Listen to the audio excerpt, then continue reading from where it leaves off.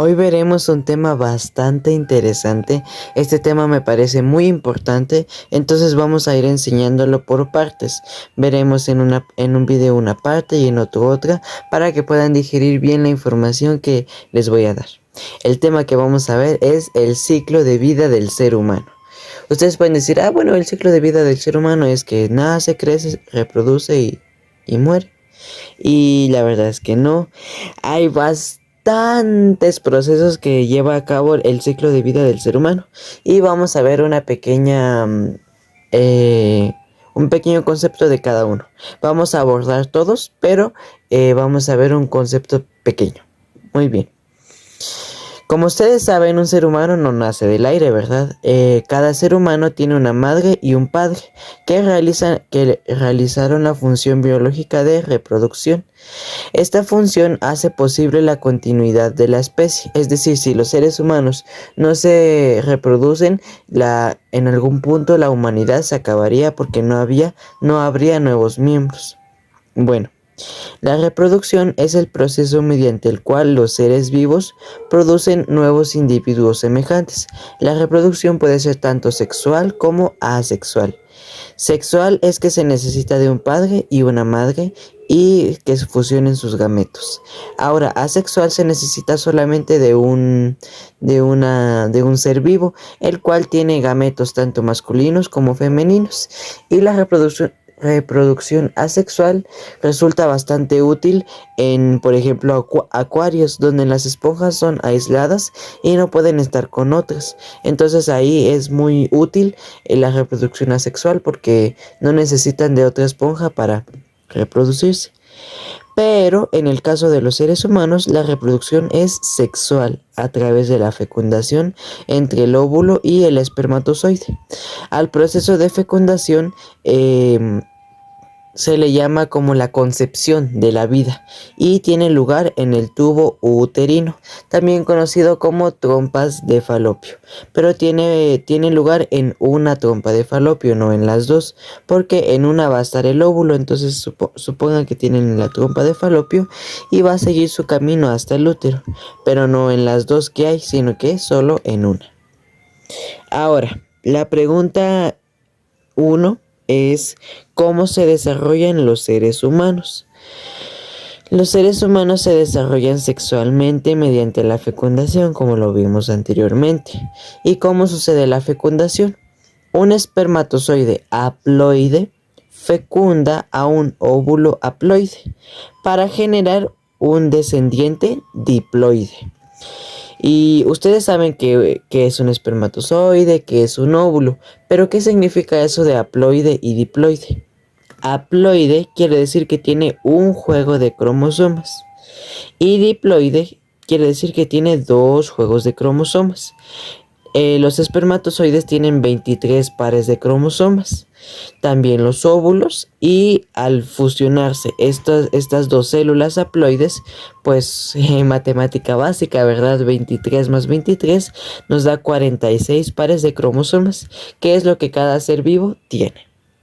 Ahora, las mujeres no producen óvulos si su útero no está preparado. Ahora, cuando está en condiciones para producir óvulos, cada ovario está alojado en el extremo abierto del tubo uterino. O sea que, supónganse que tienen el útero, dos trompas de falopio para acá, y en la punta de cada trompa de falopio se tienen los ovarios, uno en cada trompa de falopio. Ahora, estos ovarios están rodeados de dedos. Si ustedes ven la imagen de un aparato reproductor femenino, va a tener como el óvulo así y va a estar encerrado con deditos así. Es como, por ejemplo, que este dinosaurio fuera el ovario, perdón. Entonces hay como deditos que lo encierran, por decirles así, de esta manera. Vean solo los dedos que no son el pulgar, ¿verdad? Entonces digamos así, y lo que sigue de mi brazo sería la trompa de falopio. Muy bien. Ahora, estos dedos que les estoy comentando tienen un nombre. Su nombre es fimbrias. Las fimbrias casi rodean al ovario, pero no por completo. Las fimbrias son cilios que impulsan al óvulo hacia el tubo uterino. Digamos, el ovario está así, las fimbrias aquí. Entonces, en un movimiento, estos cilios como hacen una contracción, empujando a los óvulos hacia abajo, hacia la trompa de Falopio. Muy bien. Ahora, los espermatozoides, ¿cómo llegan al óvulo? Bueno, los espermatozoides llegan al tubo uterino, a la trompa de Falopio, luego de que ocurre la cópula. Se le llama cópula a la unión sexual,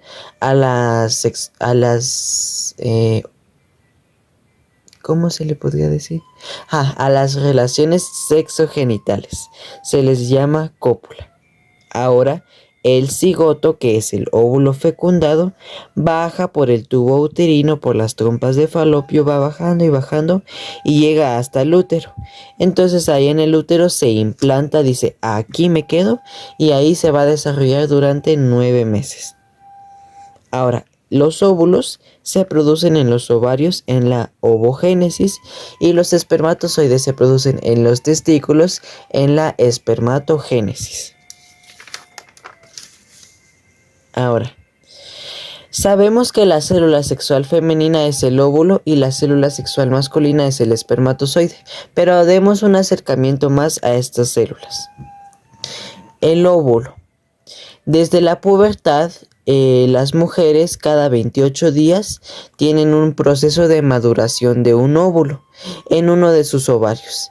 Y como cuando ya está listo el óvulo, las fimbrias empujan al óvulo hacia abajo y se dirige hacia las trompas de Falopio durante el ciclo menstrual.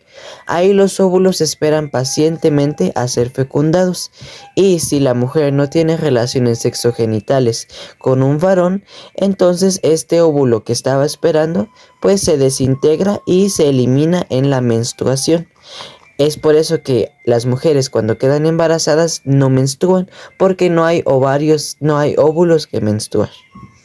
Ahora, hay un error muy común. Nosotros le decimos óvulo a lo que es fecundado, pero en realidad no es así.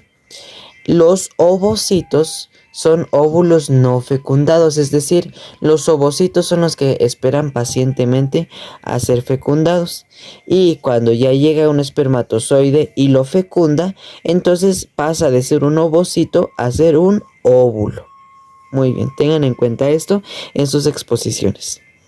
Luego tenemos a la célula sexual masculina, que es el espermatozoide. Al igual que con las mujeres, los varones desde la pubertad desarrollan y almacenan millones y millones de espermatozoides en los testículos. Ahora, digamos, cuando se tienen relaciones sexogenitales, los espermatozoides, digamos, no van a ser desarrollados y pum, van a salir y van a fecundar a un óvulo. No, los espermatozoides tienen su tiempo de crecimiento hasta que ya son aptos para fecundar a los óvulos. Estos espermatozoides tienen una cabeza con el material genético y un flagelo, que es la cola, para moverse. Ahora, es como un renacuajo que tiene una cabecita y una cola. Esa cabecita está cubierta por la acrosoma. La acrosoma es la membrana que recubre la cabeza del espermatozoide, y es esta membrana la que le ayuda a penetrar a los óvulos. Ahora, el ciclo de vida del ser humano es definido como el tiempo que transcurre desde la concepción del ser vivo hasta su muerte. ¿Qué quiere decir esto? Que el ciclo de vida del ser humano empieza desde que el óvulo fue fecundado hasta la muerte. Ahora, el tiempo que transcurre desde la concepción hasta el nacimiento se llama gestación. Es decir, que al momento de tener relaciones sexogenitales y que se fecunde un óvulo, ahí empieza la gestación y termina hasta el parto, que es cuando el bebé ya sale y ve la luz del mundo. Ahora, La gestación dura 280 días y 38 o 40 semanas desde la fecundación.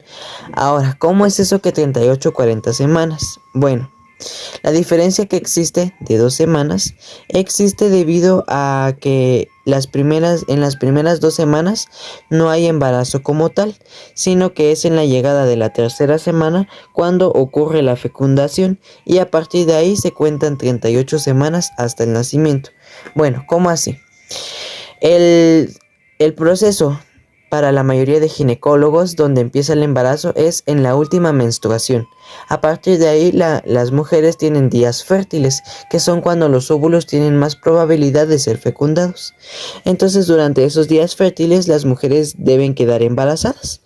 Y entonces luego de eso pasan 1 o 2 semanas hasta que los espermatozoides llegan y fecundan a los óvulos.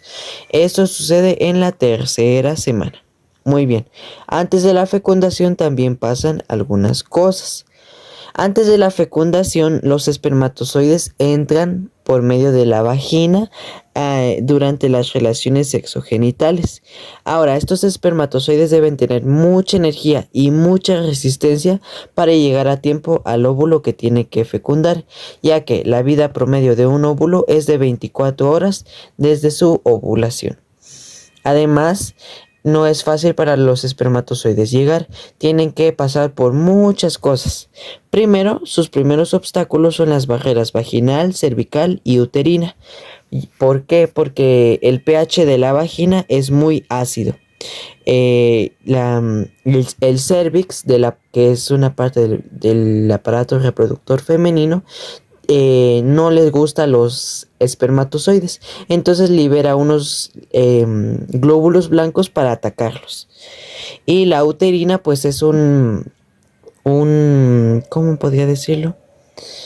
Es una abertura bastante estrecha y produce un moco que se llama moco cervical. Ese moco cervical a la hora del embarazo pues dicen que es un poquito menos denso y más líquido a comparación que cuando no son días fértiles, pero aún así a los espermatozoides pues les lleva mucha energía tener que pasar nadando durante todo ese moco. Luego de pasar esto, llegan a las trompas de falopio.